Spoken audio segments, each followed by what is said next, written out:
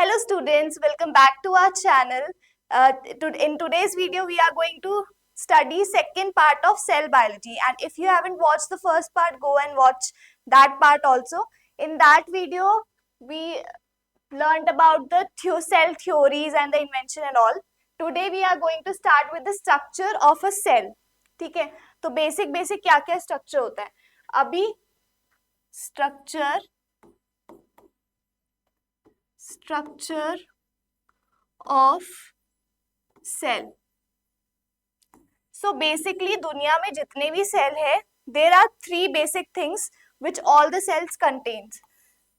So this is the cell. Cell में हमारे पास जो ये मैंने बाउंड्री बनाई है, that is known as the cell membrane. Cell membrane basically is present in each and every cell in this world, or we call it as plasma membrane.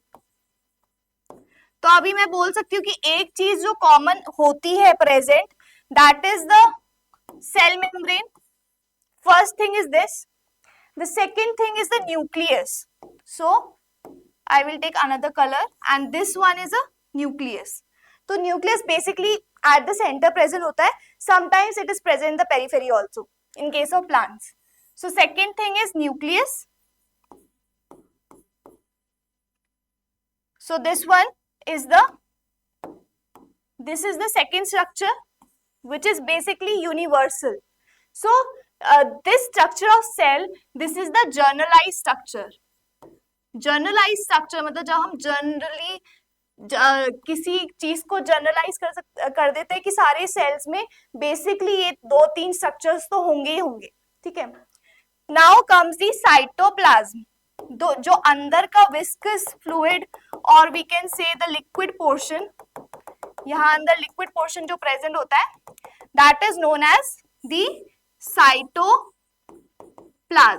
और ये भी लगभग ईच एंड एवरी सेल में present होता ही होता है. ठीक है. So this one is the third structure. So if we talk about the generalised structure of cell, there are three main parts. First the boundary which is known as the cell membrane or the plasma membrane. Second one is the nucleus which is also known as the brain of cell. Brain of cell क्यों बोलते हैं ये आगे चलकर lecture में पता चलेगा. But this is the brain of cell. और brain cell का है, which means that it is very important for a cell to have. Okay, now the third thing is cytoplasm.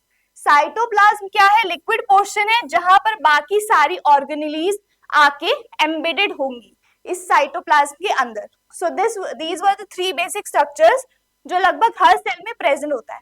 Now you can see in this diagram also कि ये वाली जो boundary है, if we talk about the inner boundary, अब ये plant cell है, so it is having one more additional boundary. जो मैंने लास्ट वीडियो में बताया था कि plant cell has an additional wall which is known as the cell wall, which animals do not. In animals, the animal cell it is not present. ठीक है.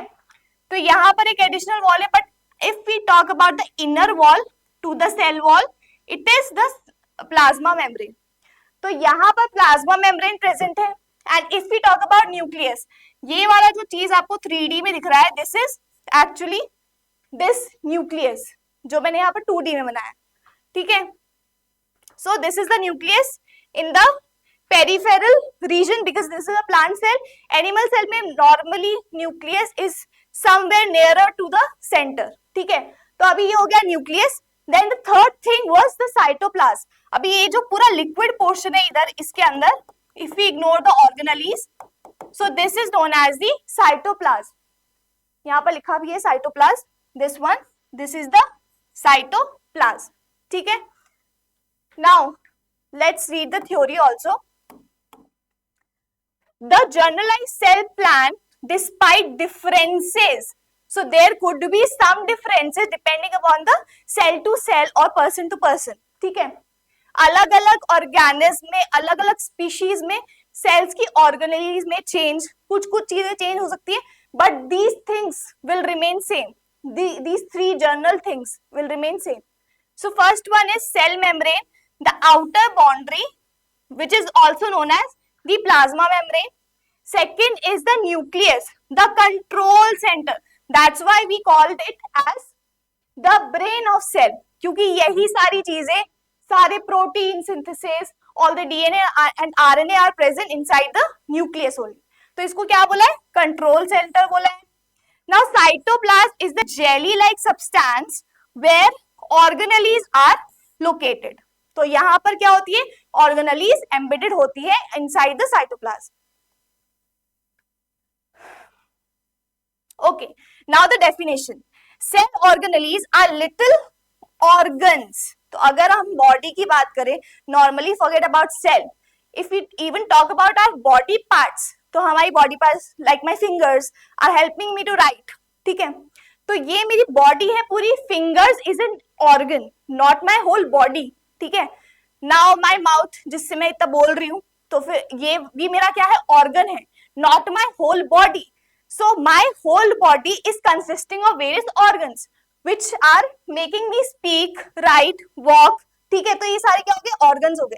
वैसे ही similarly in cell also, अगर मैं ये पूरा सेल का system बता रही हूँ, I am telling you that there are some organelles. Suppose nucleus is one of them. Nucleus is an organelle. This cytoplasm is an organelle. Then in the similar way the plasma membrane is also an organelle. ठीक है, यहां तक आ गया समझ में आप लोगों को? With a definite shape and function. तो कुछ सभी ऑर्गेनेलीज के कुछ ना कुछ फंक्शंस होते हैं which is known as labour division. सब हर एक ऑर्गेनेली का अपना फंक्शन होता है, that is known as labour division. बहुत ही सिंपल टॉपिक है, बहुत ही ज्यादा. ठीक है, similar to how organs function within a human body.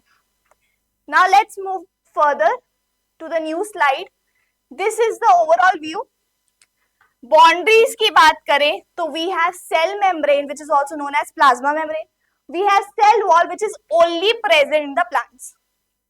Then in cytoplasm जो स्ट्रक्चर्स हमें पढ़ने भी है, दैट इज ER. ER को बोलते हैं endoplasmic reticulum.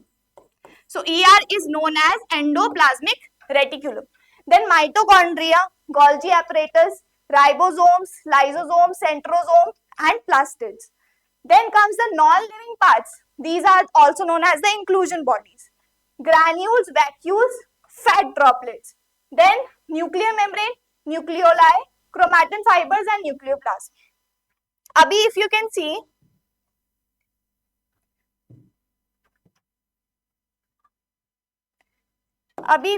in this diagram, in this table, sorry, there is written living parts and non-living parts. Living parts और non living parts में क्या डिफरेंट है? मैम ये तो सेल है, इसमें तो सब कुछ लिविंग होना चाहिए, बट नहीं, कुछ कुछ पार्ट्स लिविंग होते हैं which carries out metabolic reactions. अब मेटाबॉलिक रिएक्शंस क्या होती है? मेटाबॉलिक रिएक्शन वो होती है कुछ चीज को बनाना. For example formation of proteins. Protein को फॉर्म करना है तो we have to undergo some chemical changes. ठीक है, तो वैसे ही जो मेटाबॉलिज्म करवाएगा, that is known as the living part which is also known as the protoplasm. ठीक है, नॉन लिविंग पार्ट्स में ज्यादातर स्टोरेज, प्रोटेक्शन, इन सब का काम करते हैं, तो उनको बोलते हैं non living parts. And you can see the list. तो इसका स्क्रीनशॉट ले लो, otherwise we will drop a PDF of it, वहां से आप लोग इसको निकाल सकते हो. Okay, now the first organelle is the plasma membrane. ठीक है, ये पहला ऑर्गेनल है जो हमें पढ़ना है वर्सेस द सेल वॉल. अभी इसको अच्छे समझते हैं. प्लाज्मा मेम्ब्रेन थोड़ा बहुत मैंने आपको बता दिया है. This is the outer boundary which is known as the plasma membrane. But in plant cells, there is an additional membrane to it, which is known as the cell wall. Sorry, it's not a membrane, it's a wall. ठीक है, तो ऐसे करके हम cell walls को draw करते हैं और हम सारे एक, if you can see in the diagram, I am making some kind of tunnel type thing. These are the pores. ठीक है?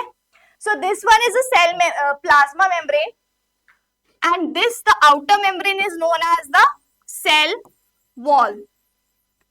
Cell wall जो होती है additional membrane होती है plants में. If we are talking about plants and versus animals, अभी animals की अगर बात करें, animals होता है चलता फिरता आदमी. So animals can move. People are fragile. Versus plants. Plants are not free to move. They can't move. So they are immovable. So they are immotile बोल देती हूँ, चलो immotile. ठीक है? They can't move. Then the second thing is that they have to have rigidity. अभी हम लोग तो आंधी तूफान आएगा तो हम लोग घर पे घुस जाएंगे. एनिमल्स भी अपना कुछ ना कुछ शेल्टर ढूंढ लेगा, क्योंकि we can walk, we can move from one place to another. But plants have to be rigid, ताकि वो सारे एटमॉस्फेरिक कंडीशंस को झेल पाए, एनवायरमेंटल कंडीशंस को. So if we are talking about a tree है, it has to have a cell wall which will provide that rigidity to it. ठीक है? तो सेल वॉल प्लांट्स में इसीलिए प्रेजेंट होती है और एनिमल्स में इसलिए एब्सेंट होती है सेल वॉल. ठीक है? Now in animals the cell wall is absent. Now it is making sense, क्योंकि हम लोगों को we don't need cell wall. हम रिजिड नहीं खड़े हो सकते हैं. ठीक है? हमें एनवायरमेंटल कंडीशन नहीं झेलने, but plants need them. Plants immotile हैं, वो कहीं चल फिर नहीं सकते हैं. ठीक है? आगे चलकर इन द टिश्यूज कंडीशन, क्योंकि अभी तो मैं बोल रही हूँ कि प्लांट्स को रिजिडिटी चाहिए होती है, बट अब पत्तों का क्या है? पत्ते तो फ्रेजाइल होते हैं, टहनियां तो फ्रेजाइल होती हैं. टहनियों और पत्तों में जो सेल वॉल होती है वो कम होती है. So there is low cell wall in stems and leaves. You will better understand in this tissue one chapter, which is the second chapter of 9th class, by the way. फिर से आ जाते हैं इसमें. So this one is the plasma membrane, which is somewhat universal. This outer layer is the cell wall, which is only present in the plant cell and not animal cell. ठीक है? इतना समझ में आ गया है. Now let's move towards the theory. Okay, a cell's outer layers determine what enters and how the cell maintains its shape. ठीक है? अगर मेरे पास सेल वॉल प्रेजेंट है, then it will be rigid. Plasma membrane is fragile. Plasma membrane could change its shape. ठीक है?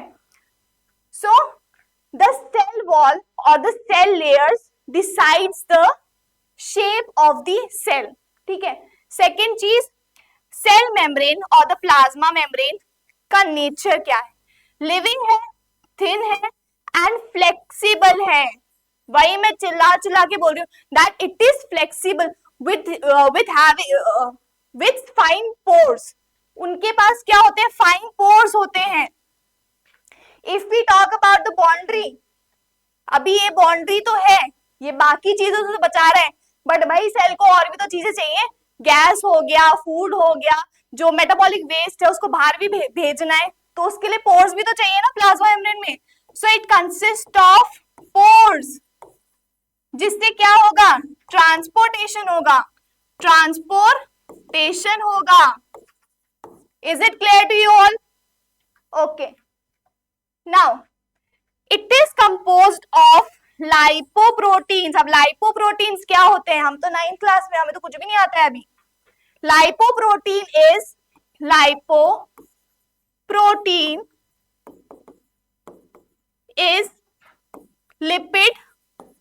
Lipid plus protein.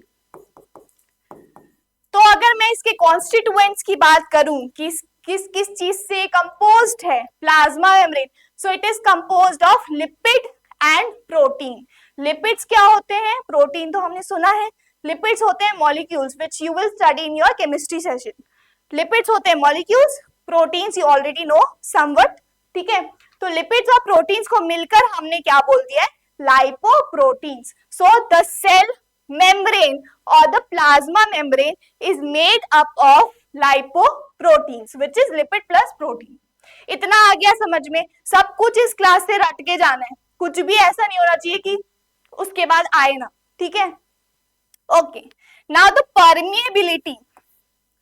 Permeability का मतलब क्या होता है कि the cell chooses whom to get inside the cell और किसको बाहर दूर रखना है, ठीक है। If any bacteria which is dangerous tries to come inside our cell membrane, it can't come because it is not permeable to it, ठीक है। So what do we mean by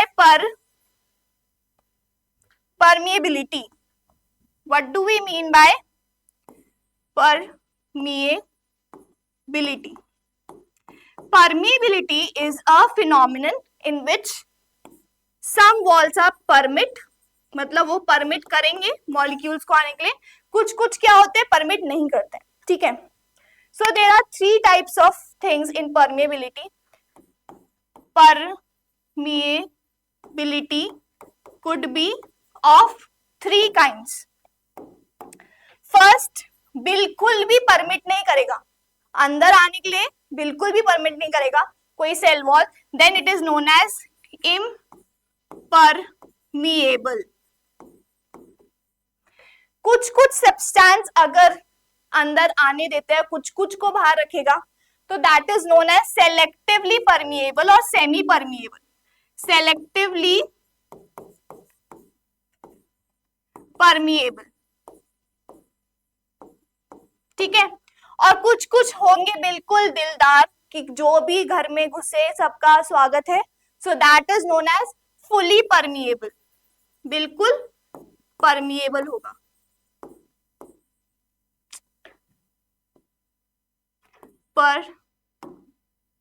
Permeable. Now we know the difference between permeability also.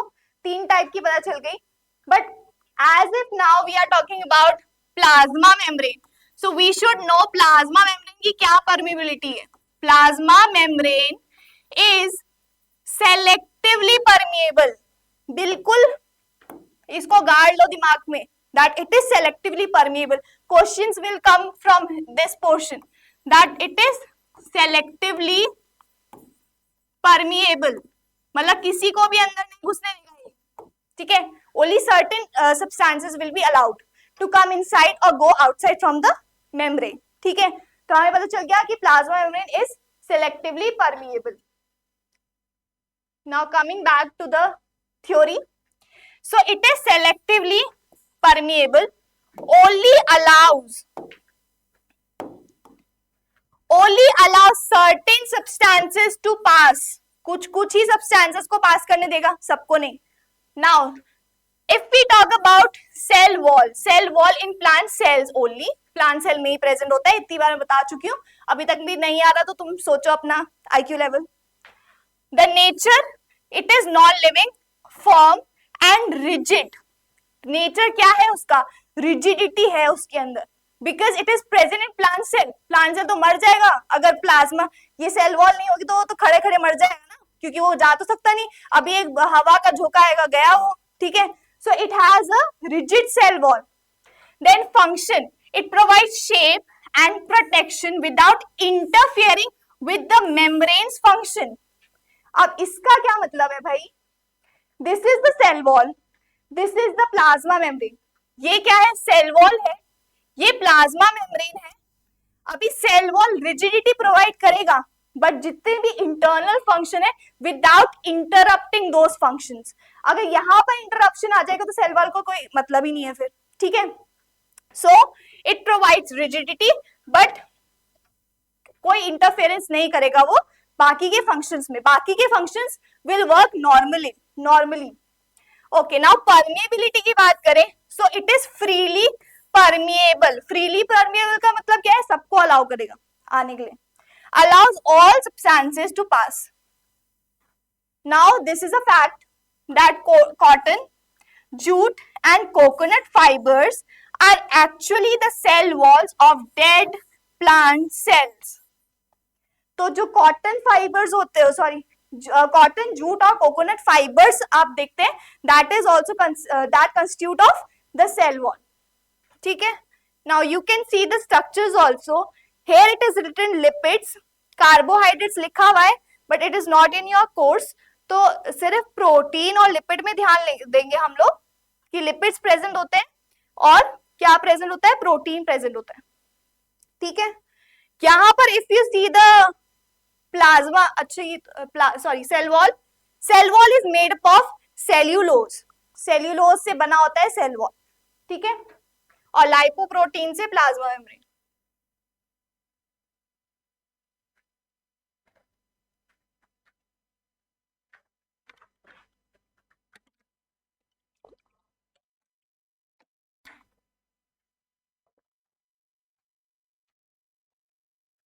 Okay. Now the second organelle is the cytoplasm. अभी cytoplasm का मैंने थोड़ा बहुत बताया था कि साइटोप्लाज्म किसमें प्रेजेंट होता है, सेल के लिक्विड पोर्शन को हम बोलते हैं द साइटोप्लाज्म. तो इसके अंदर जो लिक्विड पोर्शन है, the liquid portion that is known as the cytoplasm. Cytoplasm में which we have already seen that was the nucleus. यहां पर ऑलरेडी क्या प्रेजेंट था, न्यूक्लियस वाज प्रेजेंट. न्यूक्लियस है यहां पर प्रेजेंट ऑलरेडी. साइटोप्लाज्म में बाकी सारी ऑर्गेनेलीज जो अभी हमें नहीं पता है, थोड़ा बहुत पता है कि ईआर वगैरह प्रेजेंट होती है, वो सारी एम्बेडेड होंगी किसके अंदर, cytoplasm. Plus the second function is that it will help the substances to pass from one end to another end. अगर मुझे सेल के बाहर कोई सब्सटेंस पास ऑन कराना है जो कि जरूरत पड़ती है, सपोज प्रोटीन्स, क्योंकि प्रोटीन कहाँ बनता है एक्चुअली में, प्रोटीन की जो कोडिंग डिकोडिंग होती है that is from the nucleus only. This is the centre. तो न्यूक्लियस से कोई भी अगर प्रोटीन वगैरह और गोल्जी अपैरेटस से पैकेजिंग होकर मॉडिफाइड होकर कोई प्रोटीन बन रहा है, it has to be sent to the outward, outside of the body और आउटसाइड ऑफ सेल. ठीक है. तो ये ट्रांसपोर्टेशन के भी कौन काम आता है, साइटोप्लाज्म आता है. So now we know that organelles are embedded in cytoplasm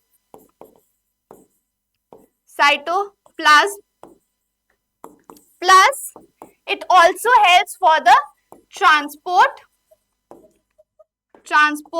of substances. ठीक है. तो अभी हमें थोड़ा बहुत पता चल गया साइटोप्लाज्म के बारे में. Now let's read the description. Description: a semi-liquid. It is a semi-liquid because it is gel type का होता है. That's why we called it as semi-liquid. So it is gel-like.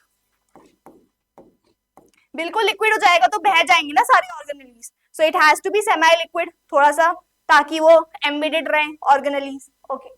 It is colorless, कोई colour नहीं है, and partially transparent substances. Substance थोड़ा सा transparent होता है partial. Chemical, okay. Role: the site where most chemical reactions take place. अब यहाँ पर मोस्टली सारे केमिकल रिएक्शन होते हैं.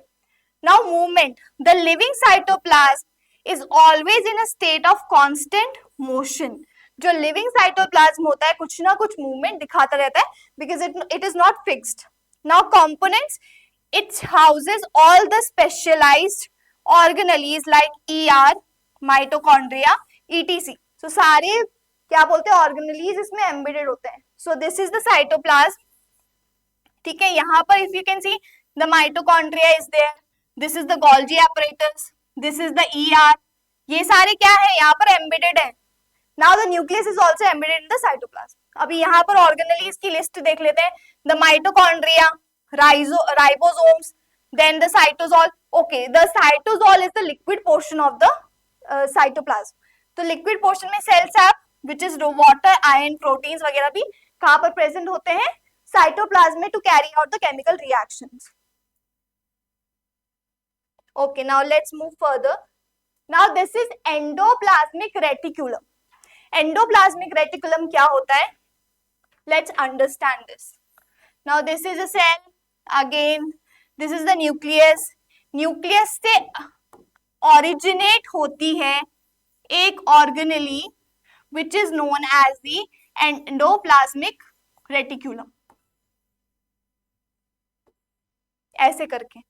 Now the point here is that it is double membrane. यहां पर इसकी double membrane.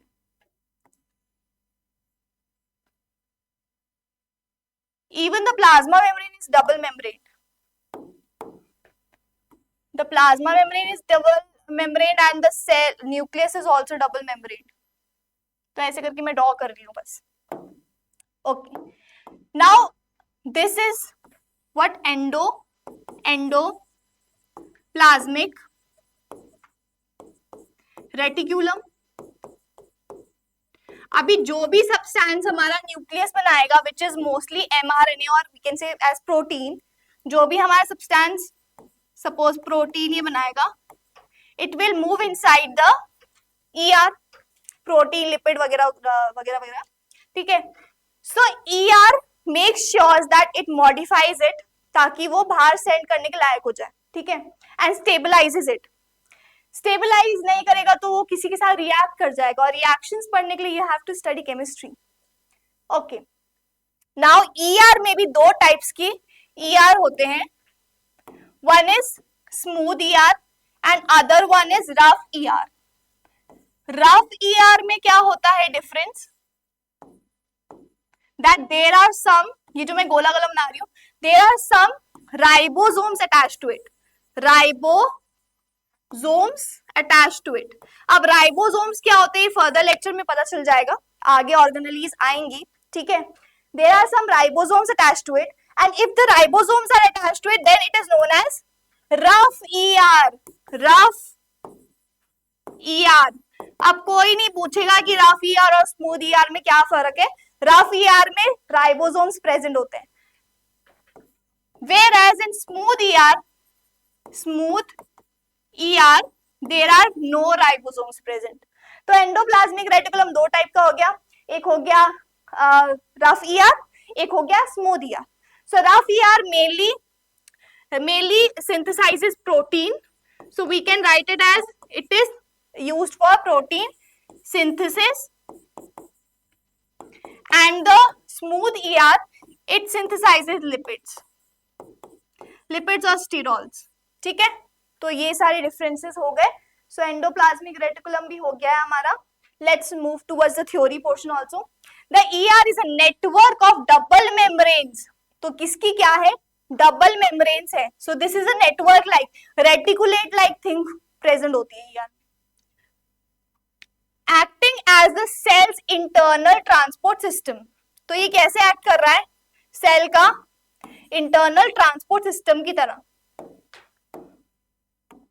Okay. Structure connects the cell membrane outer end to the nuclear membrane inner end. तो अगर हम डायग्राम में देखें वापस, so cell membrane के inner end को मतलब न्यूक्लियस को it is connecting towards the outer end of the plasma membrane. तो ये कनेक्टिविटी भी प्रोवाइड कर रहा है ताकि सब्सटेंस सेल से अंदर बाहर जा सके. Now there are two types of endoplasmic reticulum. First is rough ER. Appears rough because ribosomes are attached to the surface. क्योंकि surface में ribosomes है. Again ये जो गोला गोला portion है, this is the ribosomes which are attached to the surface. ठीक है. Whereas in the smooth ER there is no ribosomes attached. ठीक है. तो इसको बोलेंगे smooth ER. Then smooth ER has no ribosomes attached. Appears smooth. इसीलिए इसकी appearance क्या होती है? Smooth होती है. Now functions क्या होते हैं? Forms a supporting framework of the cell, serves as a pathway for distributing materials from one part of the cell to another part. क्योंकि ये जो endoplasmic reticulum है, that is attached in one end to the other end. That's why it is behaving like a pathway. ठीक है. Now that was it for this video. अगर आपने पिछला part भी नहीं देखा है, so go and watch that part. बाकी like share and subscribe to our channel. कुछ भी अगर समझ में नहीं आया, you comment in the comment section. और कैसा लगा आपको लेक्चर ये भी कमेंट करना. And please not forget to press the bell icon also, so that you never miss any notifications. Okay, thank you. Sir बंद कर दो प्लीज, फिर एडिट नहीं करेंगे.